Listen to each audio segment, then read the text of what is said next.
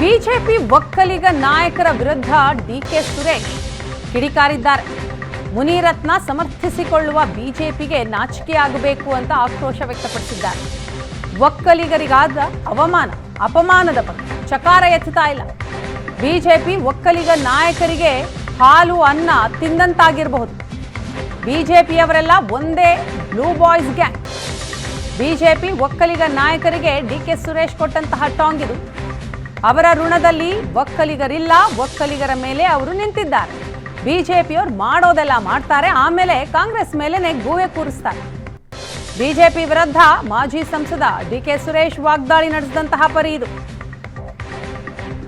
ಅವ್ರಿಗೂ ಗೊತ್ತು ಇದು ಮಾತಾಡಿರೋದು ಅವರೇ, ಅವ್ರ ವಾಯ್ಸೆ ಅಂತ ಹೇಳ್ಬಿಟ್ಟು ಕೇವಲ ಕಾಂಗ್ರೆಸ್ ಮೇಲೆ ಗೂಬೆ ಕುಂಡಿಸ್ಬೇಕು ಅನ್ನೋ ದೃಷ್ಟಿನಲ್ಲಿ ಹೇಳ್ತಾರೆ. ಅಶೋಕ್ ಅವರನ್ನ ಯಾವ ರೀತಿ ಪದ ಬಳಕೆ ಮಾಡಿದ್ದಾರೆ ಅನ್ನೋದನ್ನು ಕೂಡ ಅವರ ಸ್ನೇಹಿತರುಗಳನ್ನ ಕೇಳಿದ್ರೆ ಹೇಳ್ತಾರೆ. ಅವರು ನಮ್ಮ ಪಕ್ಷದಲ್ಲಿ ಇದ್ದಾರೆ ಅನ್ನೋ ಕಾರಣಕ್ಕೋಸ್ಕರ ಅದನ್ನ ಮುಚ್ಕೋತಾ ಇರ್ಬೋದು. ಇವತ್ತು ಸಮಾಜ ಎಲ್ಲವನ್ನೂ ಕೂಡ, ಒಕ್ಕಲಿಗ ಸಮಾಜ ಎಲ್ಲವನ್ನೂ ಕೂಡ ಗಮನಿಸ್ತಾ ಇದೆ. ಯಾರೂ ಕೂಡ ಅವರಿಗೆ ಪುಕ್ಸಟ್ಟೆ ಇಲ್ಲ. ಅವ್ರ ಋಣ ಆದ್ಮೇಲೆ ಏನು ಒಕ್ಕಲಿಗರಿಲ್ಲ, ಒಕ್ಕಲಿಗರ ಋಣದ ಮೇಲೆ ಅವರಿದ್ದಾರೆ. ಈ ಬಿಜೆಪಿ ಅವ್ರಿಗೆ ಏನಾಗೋಗಿದೆ, ಮಾಡೋದೆಲ್ಲ ಮಾಡ್ತಾರೆ, ಆಮೇಲೆ ಎಲ್ಲದಕ್ಕೂ ಕಾಂಗ್ರೆಸ್ ಅವ್ರ ಮೇಲೆ ಗೂಬೆ ಕುಂಡಿಸ್ತಾರೆ. ಎಲ್ಲ ಮಾಡೋದು ಅವರೇ.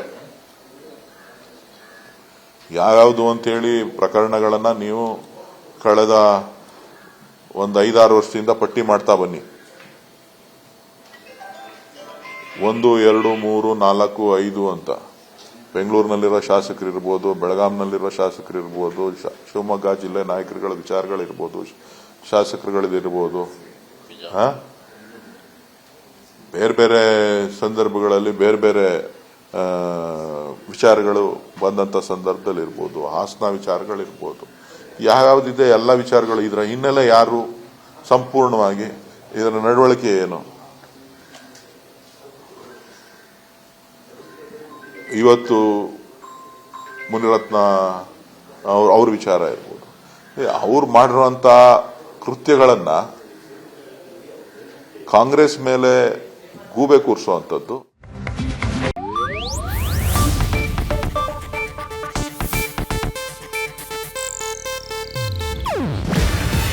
ಇದು ಏಷ್ಯಾನೆಟ್ ನ್ಯೂಸ್ ನೆಟ್ವರ್ಕ್ ಪ್ರಸ್ತುತಿ. ನೀವು ನೋಡ್ತಿದ್ದೀರಾ ಏಷ್ಯಾನೆಟ್ ಸುವರ್ಣ ನ್ಯೂಸ್.